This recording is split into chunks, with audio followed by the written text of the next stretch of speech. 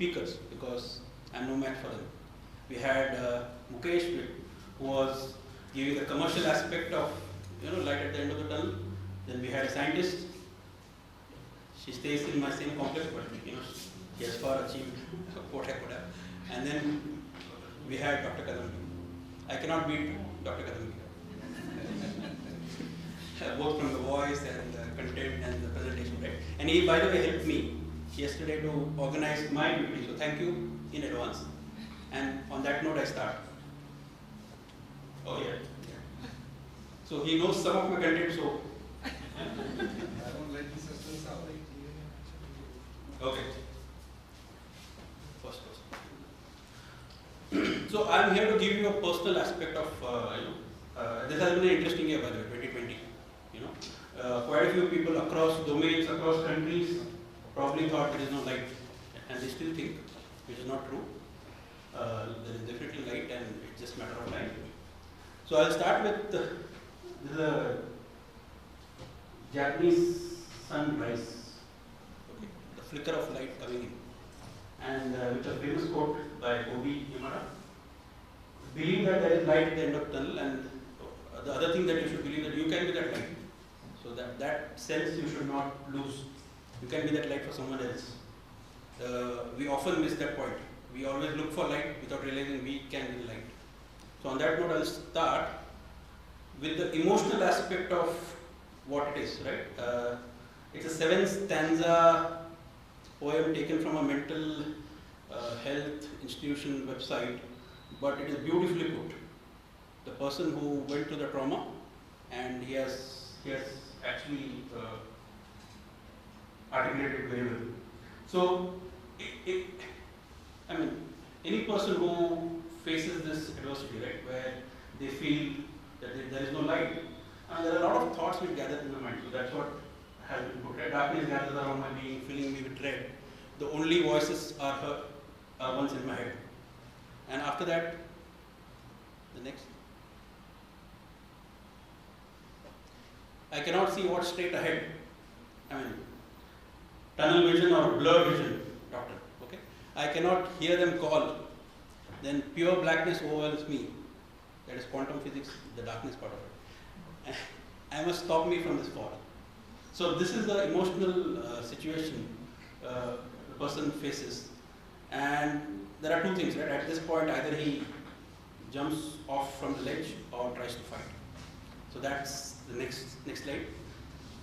Slowly I manage to stumble, and that person gathers the courage, manages to stumble. I must leave the tunnel behind, and I need to escape this darkness and clear my mind. This is where the belief, and I will explain that in the later half, starts setting in. Can you go to the next slide? Ignoring the voices in my head, right? They start to scream and shout because there will always be voices, naysayers who will stop you. I will not surrender, I know I must get out. And that's where the action starts, the effort starts. Next slide. Faster now I pick up pace, my walk becomes a run. Something in the distance shines. Have I finally found the sun? Our sun, okay, not the blue. The next slide. The end of the tunnel approaches, I have made it at last. I tried so hard to reach it and leave the darkness in the past. So this is eventually the last part, and the last slide will eventually tell. He ends the poem saying that my eyes adjust to the new light, and it was always there. I was just not able to notice it before. And that's what the essence is all about, right? There is always light at the end of the tunnel, and as Mr. Kadambi nicely put it, right? Sometimes it may not be the light; it's the tunnel itself which will, restrict you. So you should be able to break the tunnel to seek the light. So there are 4 short stories that I will. Can you please go to the next slide? Yeah, first. The belief part is the elephant rope story. How many people have been in Kerala? Quite a few.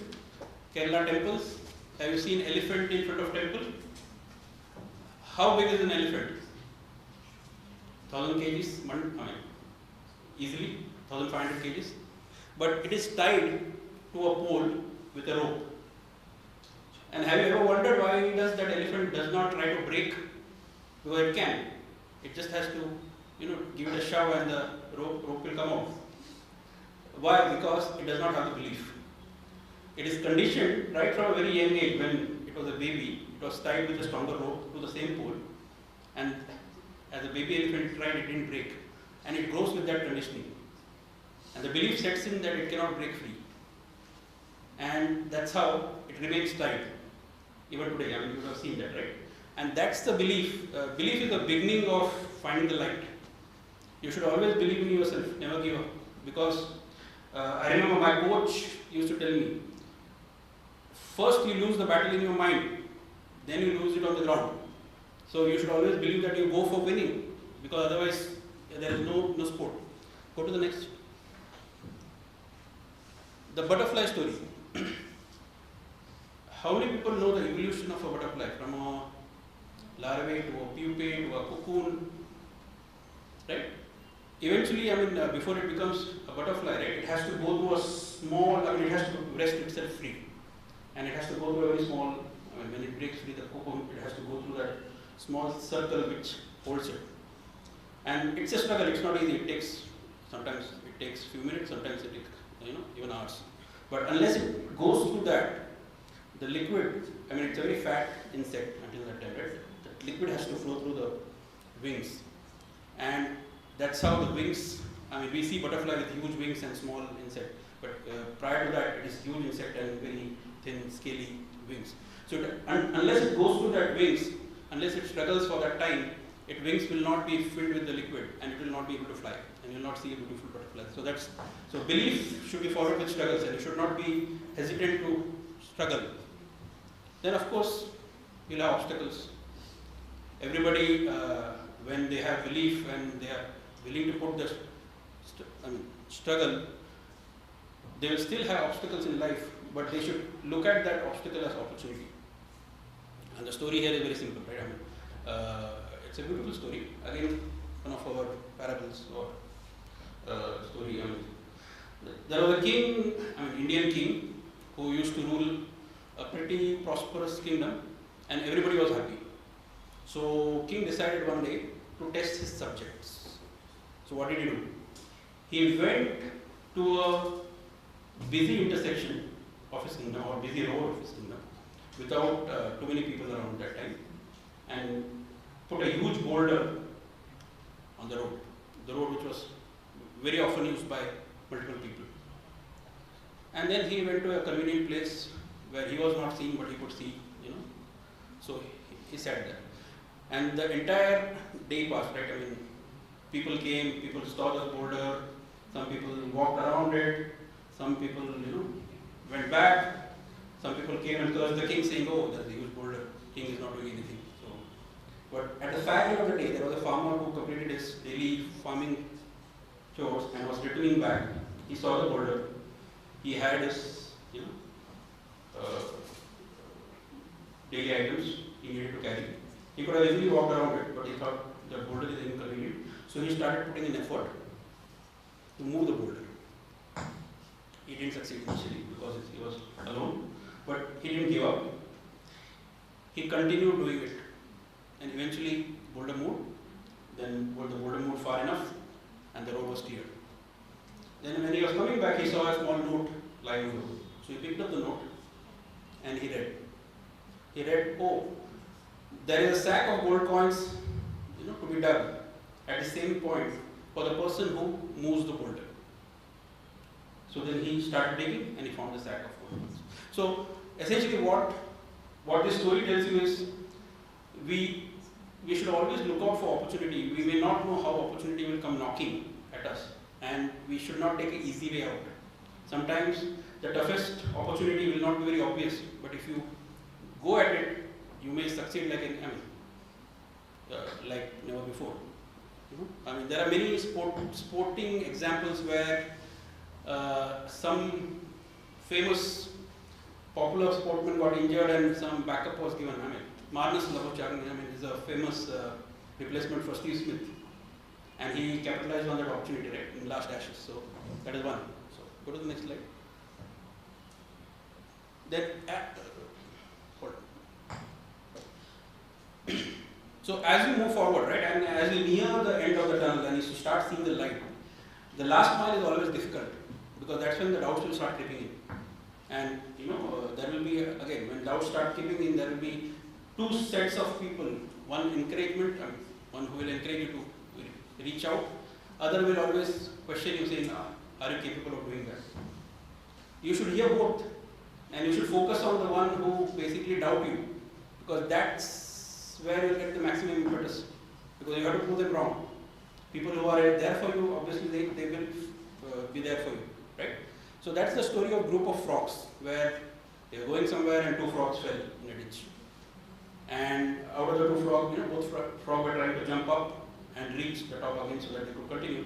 And in the two groups, one group was trying to encourage, the other group was trying to say, oh no, you'll never reach. So one of the frogs heard the naysayers and gave up and eventually probably died. The other frog didn't, he continued, and when he reached the top, and it's a hilarious story actually, the group asked him, did you not listen to us? He told, no, I was deaf. But that is metaphorical, right? I mean, you should ignore, that's what it means. Otherwise, you will not succeed, you will not see the end of the tunnel. So, I gave you the emotional part. I also briefed you about the actions, possibly we could look at it. But what is it? Because life is not single tunnel as Dr. Kadambhi. Life can be multiple tunnels. And how will you know which tunnel to cross? Maybe all tunnels are important. So that is the last part of this. So there is a Japanese concept called Ikigai. Oh, two different slides. So Ikigai is basically finding a purpose. So finding the right tunnel or finding the right intersection of all the tunnels in your life. So that finally when you reach the end of the tunnel, that light will show the right direction for you. So what is Ikigai? I mean, to put it simply, right? It talks about passion, mission, profession and vocation. And if you look at it, right, if you look at these four things as your tunnel, sometimes it is difficult for you to have a passion which can be your vocation, or sometimes it is difficult for you to have a passion which can be your profession or a mission, right? So you need to get that balance, and it is for everybody. I mean, everybody's passion, vocation, mission, profession will be different. So the best example here is to look at it. I mean, a person plays different sports, right? I mean, I'm giving sporting example, I'll give musical example also. But he's not good enough to be a professional sportsman, right? I mean, he or she is good athlete or a badminton player or a cricketer, but they cannot be. I mean, when I say cricketer, they will not be selected in an IPL auction. So what? Should they be disappointed? No, because they have a passion, they love playing cricket, but they are not good enough. But they are good at writing about the sport or explaining or critiquing a sport event, right? So they are good at writing about the sport, they love playing the sport, so they marry these two and they create a profession out of it, right? So I become a Sports Illustrated writer. Right?